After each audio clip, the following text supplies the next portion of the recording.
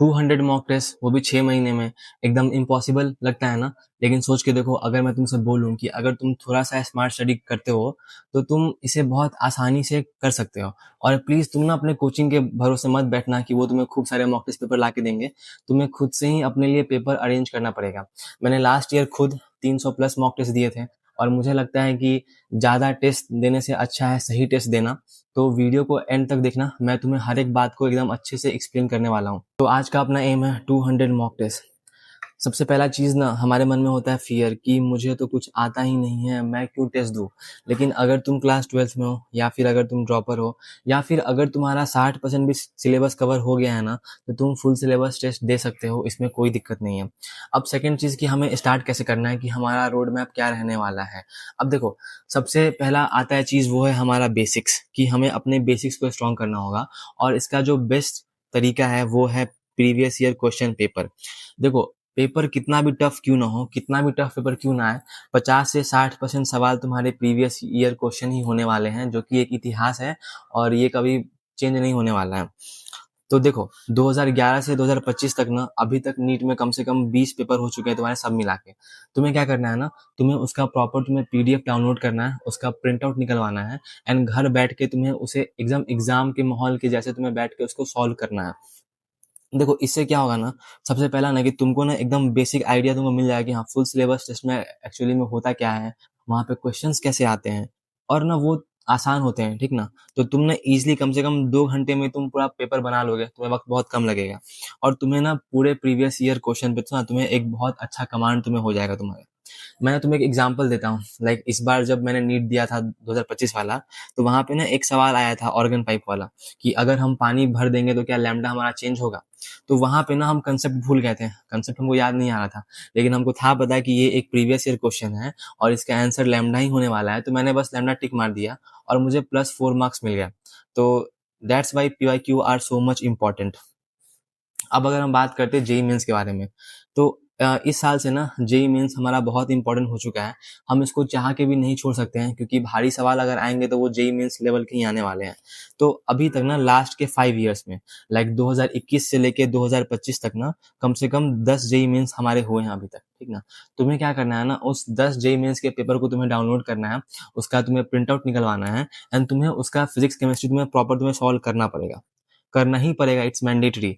बहुत लोग के ना मन में जेईई मेंस का फियर होता है कि वो तो बहुत ज़्यादा टफ होते हैं, बहुत टफ होते हैं, हमसे तो बनेंगे ही नहीं। लेकिन trust me, they are not actually tough. उनका लेवल भी नीट के जैसा ही होता है, बस 10-15% का ही फ़र्क होता है उनके लेवल में। और केमिस्ट्री जो होता है ना, वो तो पूरा एकदम एनसीईआरटी बेस्ड ही तुम्हारा होता है जेईई मेंस का। तो जेईई मेंस को स्किप मत करना भाई, कर लो।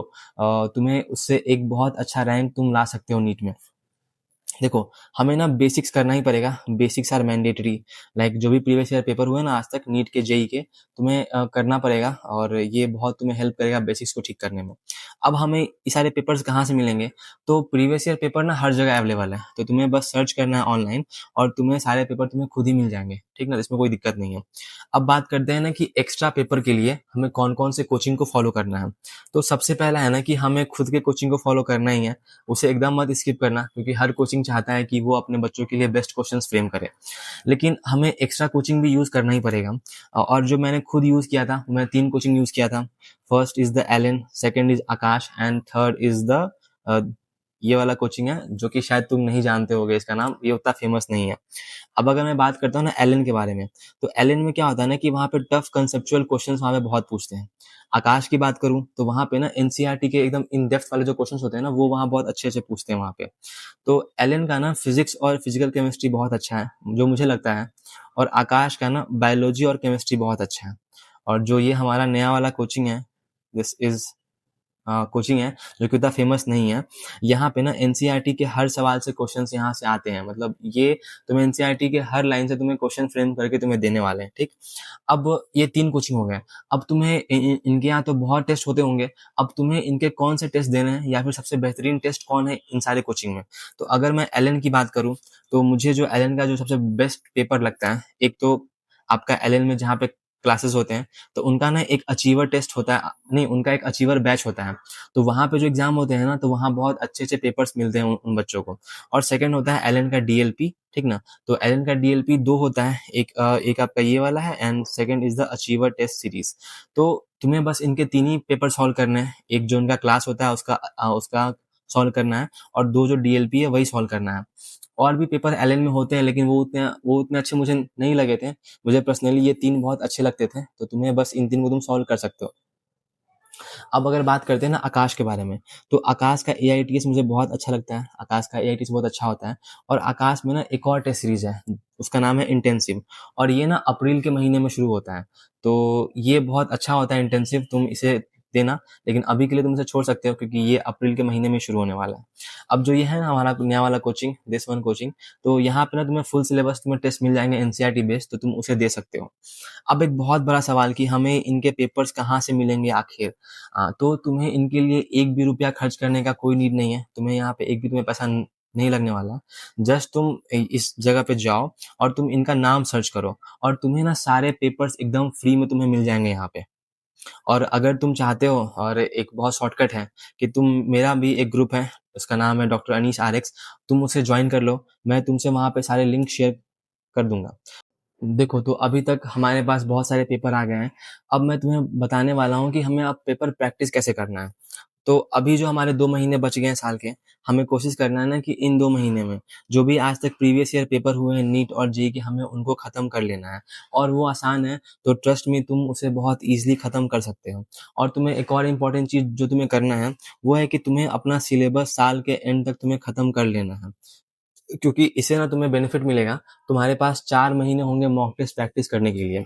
और मैंने एक बहुत अच्छा वीडियो बनाया है कि तुम अपने सिलेबस को कैसे बहुत जल्दी खत्म कर सकते हो, तो एक बार तुम उसे देख सकते हो।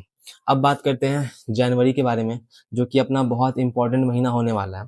तो ऑलरेडी जैन तक हमने सारे प्रीवियस ईयर पेपर दे चुके हैं, और साथ में हमने अपना सिलेबस भी ऑलमोस्ट खत्म कर लिया है। तो अब ना हम हफ्ते के कम से कम 2-3 तो मॉक टेस्ट दे ही सकते हैं, उसमें कोई दिक्कत नहीं है। और हमें कोशिश करना है ना कि इस महीने में हमें अपना होल सिलेबस एक बार तो कम से कम रिवाइज करना ही करना है। लाइक एक बार तुम फिर से एनसीईआरटी पढ़ लेना, कोई तुम्हारे वीक चैप्टर्स है तो उनका नोट्स पढ़ लेना, लेकिन कम से कम एक बार अपने सिलेबस को रिवाइज करना है इस एक महीने में। अब बात करते हैं ना लास्ट के 3 महीने में।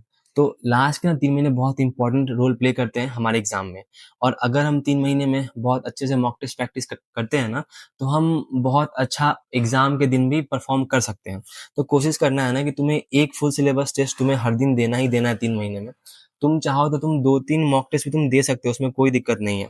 मैंने खुद लास्ट ईयर इस 3 महीने में दिन के 3-3 मॉक टेस्ट भी दिए हुए हैं, तो तुम भी कर सकते हो। अब इससे क्या होगा ना कि तुम्हारे मिस्टेक्स बहुत कम हो जाएंगे। अब तुमने इतने मॉक टेस्ट दे दिए होंगे कि तुम्हें पता होगा कि तुम्हारा कौन सा क्वेश्चन तुम्हारा वीक था, कौन सा तुम्हारा पार्ट स्ट्रांग था। और जो भी तुम्हारे वीक एरियाज होंगे ना, तुम उनको स्ट्रांग करना। तो इससे क्या होगा ना कि तुम्हारा गलती बहुत कम हो जाएगा, तुम्हारा एक्यूरेसी बढ़ जाएगा, तुम्हारा स्पीड बढ़ जाएगा, और तुम्हारे मार्क्स भी बहुत आ रहे होंगे। तो इसीलिए मॉक टेस्ट प्रैक्टिस करना बहुत इंपॉर्टेंट रोल प्ले करता है, ठीक ना। तो इसको एकदम सीरियसली लेना। और ट्रस्ट मी, मुझे लगता है ना कि बेस्ट सोर्स ऑफ रिवीजन कुछ है तो दैट इज मॉक टेस्ट। और मॉक टेस्ट देके तुम अपने सिलेबस को बहुत अच्छे से रिवाइज कर सकते हो। अब बात करते हैं ना एफर्ट्स। देखो, ये चीज़ एकदम आसान नहीं होने वाला है। हम तुमको जितना प्यार से बोल दिए कि 200 मॉक टेस्ट देना है, एक्चुअली में ये बहुत टफ काम होता है, ठीक ना। तुमको अभी से ही कम से कम दिन का 8 से 10 घंटा तुमको पढ़ना पड़ेगा नीट के एग्जाम के दिन तक। अगर तुमको हम अपना कहानी बताए ना, तो एकदम जब था ना पीक विंटर्स, तो उस वक्त ना हम सुबह के 5 बजे उठते थे, और 5 बजे उठ के हम ठंडे पानी से नहाते थे, और फिर लाइब्रेरी में अकेले बैठ के पढ़ते थे हम, ठीक ना। तो हार्ड वर्क से एग्जाम निकल जाता है, तो थोड़ा सा तुम हार्ड वर्क कर सकते हो। अभी 6 महीने हैं, लेकिन अब ठंड आने वाला है, और ठंड में दिन ऐसे ही बहुत कम देर का होता है। तो कब ये 6 महीना निकल जाएगा तुमको पता भी नहीं चलेगा। सो ठंड में और मन लगा के पढ़ो, ठीक ना। तो ऑलरेडी वीडियो बहुत लंबा हो गया है। तो मैं ना तुम्हें अगले वीडियो में बताऊंगा कि टेस्ट एनालिसिस कैसे करना है बहुत अच्छे वे में। क्योंकि मेरे पास एक बहुत अच्छा खासा एक्सपीरियंस है और हम खूब सारा एनालिसिस किए हुए हैं। तो मुझे पता है कि अब कम वक़्त में ना अच्छा खासा एनालिसिस कैसे करना है और अपने मिस्टेक्स को कम कैसे करना है। तो तुम मेरा अगला वीडियो एकदम देखना, जहाँ मैं बताऊँगा best way of test analysis. और प्लीज़ मुझे सब्सक्राइब कर दो यार, मेरे 2000 सब्सक्राइबर के बहुत क्लोज़ हूँ मैं, और तुम्हारा एक सब्सक्राइब मुझे बहुत मोटिवेट करता है ऐसे वीडियोज़ बनाने के लिए। So thanks for watching.